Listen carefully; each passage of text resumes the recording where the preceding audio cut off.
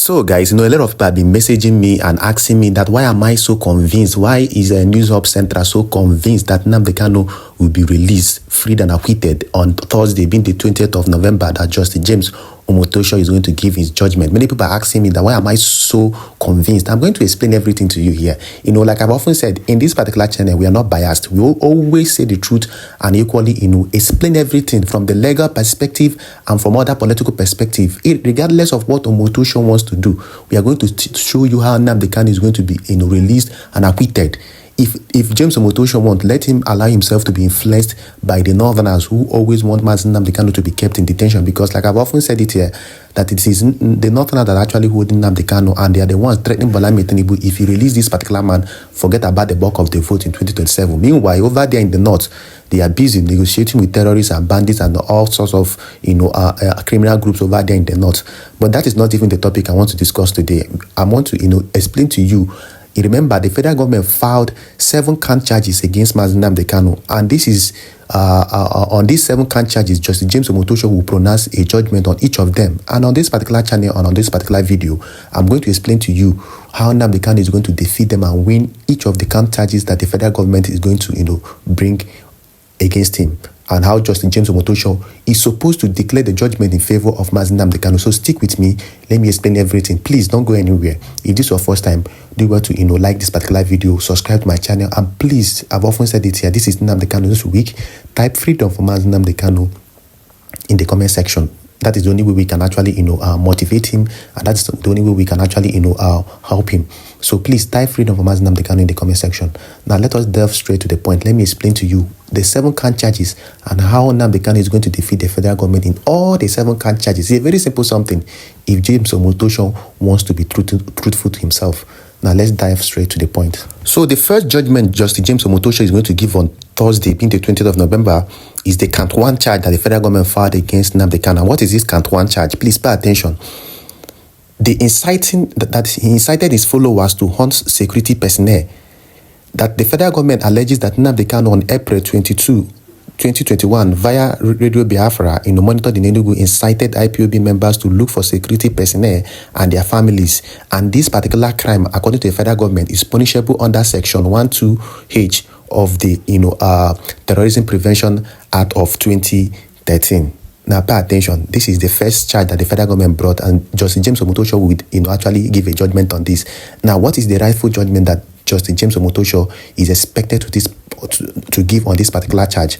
Now, remember that the federal government filed this particular charge under Section 12H of the Terrorism Prevention Act of 2013.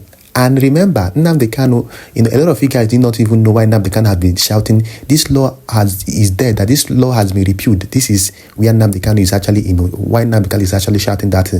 Now, when Justice James Omotosho reads under which law that the federal government filed it, it is under a repealed law, a law that has been, removed, a law that no longer exists.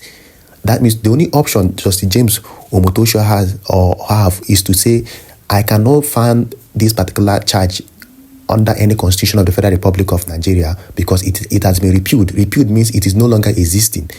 Repealed means that the Judicial Council found it wise that this particular law should not exist or probably should not fall under this. And for that reason, any charge you are bringing under this particular law does not make any sense. For that reason, this particular count number 1 charge will be thrown away. And that is the judgment that everybody is expecting Justice James Omotosho to give on this particular count 1. We are going to explain other counts. So remember, international observers are going to be in courtroom. And remember, before a judge will give a judgment or pronounce a judgment, you will have to refer to the part of the constitution under which the person or the alleged culprit broke. So that day, we are going to see if Justice James Omotosho is going to redeem himself by saying that this particular law is repealed and it no longer exists. And for that reason, Nnamdi Kanu is not found guilty on that particular count 1. The international communities will actually watch him deliver judgment that particular day. Now let's move over to count 2 so that people will actually understand what is actually happening. But before I explain count 2, remember, a repealed law means a law that no longer exists, and the Nigerian Constitution stipulates that for you to convict a person, you must provide the extant part in the Constitution where the person actually, where the law, prescribes that particular crime and equally sets a penalty for that particular crime. If no law exists, that means that particular crime do not exist. Now let us go to count 2. Now the federal government filed, remember the second charge that the federal government brought against Nnamdi Kanu, they said that as a matter of defamatory broadcast against Buhari, that count 2, that April 28, 2015, London broadcast calling Buhari terrorist, idiot, embodiment of evil force, money, blah, blah, blah, punishable under section 375, which is under the Criminal Code Act, but tied to terror contest under 2013 amendments. You could imagine that just because of what he said against Buhari, they charged him for terrorism under this particular decision. And that is part of the reason why this particular law was actually repealed. Because some of the things that they claim fell under this 2013 Terrorism Prevention Act, we are not even terrorist acts. Rather, some of them we are just freedom of expression, according to what Nnamdi Kanu's lawyers are actually saying. So the same thing that happened to count 1 is still the same thing that will happen to count 2, since all of them, the federal government, out of their error, mistakenly filed them under the 2013 Terrorism Act and all that. So since the law has been repealed, Justice James Omotosho is expected, as a matter of fact, to acquit and discharge Nnamdi Kanu and tell him that he is not guilty of that particular count 2. Let's go to count 3. Now, what is count 3? That he is a membership in a prescribed IPOB. That count 3, between 2018 and 2021, professing IPOB membership, via Radio Biafra, monitored in Enugu, Abuja, offense under Section 16 of the Terrorism Prevention Act. That Nnamdi Kanu, as a matter of fact, declared himself as the leader of a proscribed group, which is the indigenous people of Biafra, and all that. Now remember, they still filed this particular charge under the Terrorism Prevention Act of 2013. And apart from that, remember that Nnamdi Kanu's lawyers are actually, going to court to remove the prescription that was placed on by Buhari on this particular group, that they are not a terrorist group, that Buhari illegally proscribed them and all that. And for that reason, that particular case is still ongoing in court. So as a case that is still ongoing in court, Justice James Omotosho will not actually address this particular count charge 3. Rather, because it is still pending in court, where it is being battled if Buhari followed the legal means, or probably if this group, being the IPOB group, met the necessary requirement before they were prescribed a terrorist group. But apart from that, the federal government equally went ahead to do a mistake of filing this particular case under the same Terrorism Prevention Act of 2013 that have been repealed. So being a repealed law, the same thing that happened to count 1, 2 will still happen to this particular count 3. Now let's speak about count 4. The count 4 is another incitement to violence. That count 4, that specific 2018 to 2021 broadcast inciting attacks on security agents, and this particular charge or count was filed under the same Terrorism Prevention Act of 2013. In fact, if you watch counts 1 to 4 so far, you see that all of them are almost the same. That he incited people or incited this thing for violence and all that, and told them to attack security stations and all that. And the federal government went ahead to file this particular case under the same Terrorism Prevention Act. And Nnamdi Kanu's lawyers are seriously asking that the only thing that can be considered as a terrorist act is when you see the person carrying ammunition, guns, like the way these terrorists are doing over there in the northern part.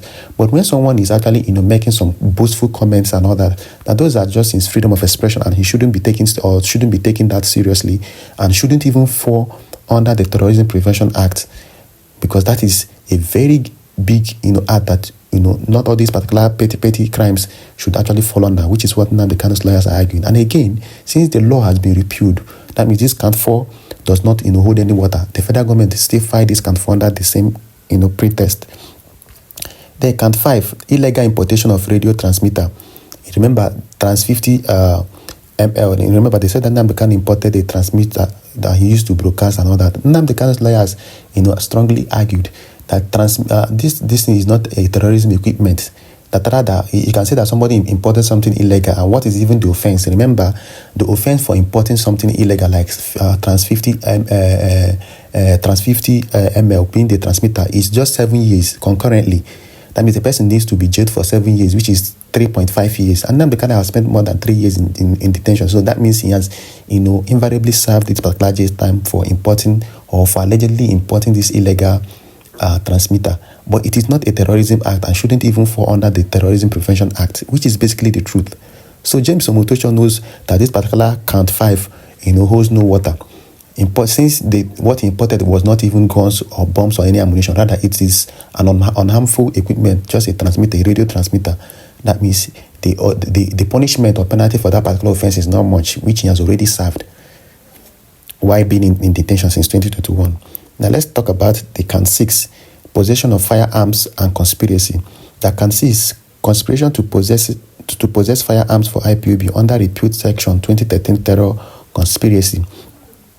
The same thing, the same section one, the section of the Terrorism Prevention Act that Nnamdi Kanu, the possession of firearms and conspiracy. But the problem here is the person you're accusing of being in possession of firearm, did you see him with any terrorism or firearm or weapon or bomb or gun, anything? No.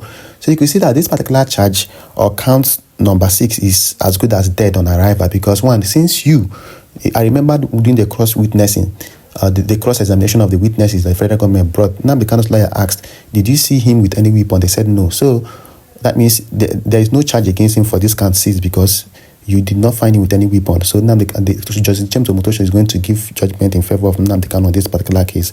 Now the last but not the least charge is count 7, treasonable felony and broker's falsehood, which fall under the same section, 1-2 of the Terrorism and Prevention Act of 2013.